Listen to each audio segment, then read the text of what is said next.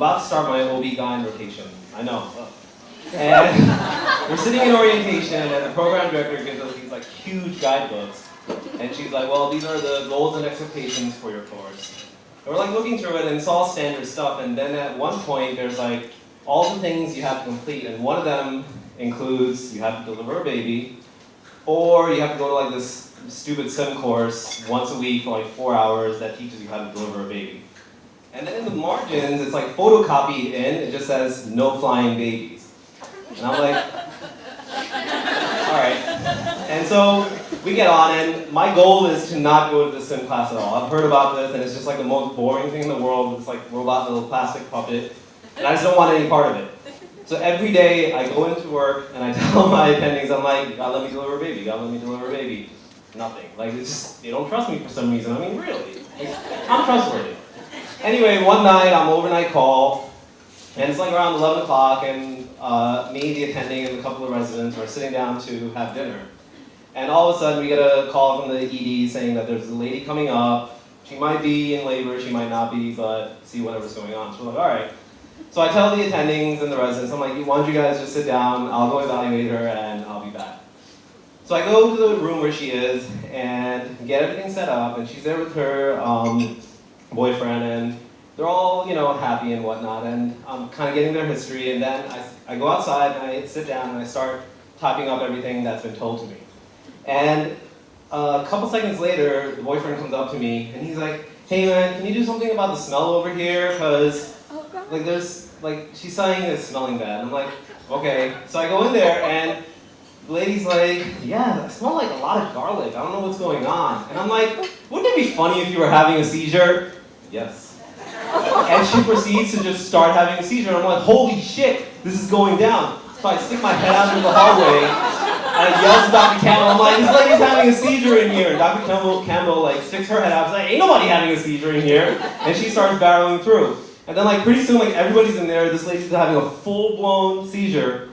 And we're all like trying to evaluate her. And Dr. Campbell's like, what the hell are you doing? Go down there and tell me what's going on. I'm like, okay. And I go down and I kind of like examine, and she's like 3 centimeters dilated. It's not that bad.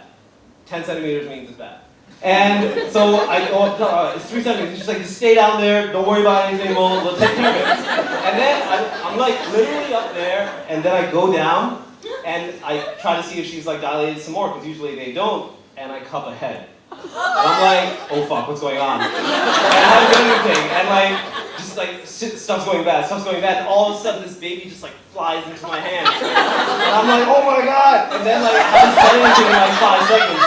So Dr. Campbell's like, Zeeshan, what the hell's going down? And I'm like, surprise. And she's like, holy shit. And we call like the pediatricians, and like everything gets sorted out, and the baby's healthy, and everything's great. We put her on the baby in like a little bed warmer, and things get calmed down, and things are like sorted out. Like 10 minutes later, I'm kind of like finishing up and taking care of stuff, and I've just gotten back from washing up because it's a baby, guys.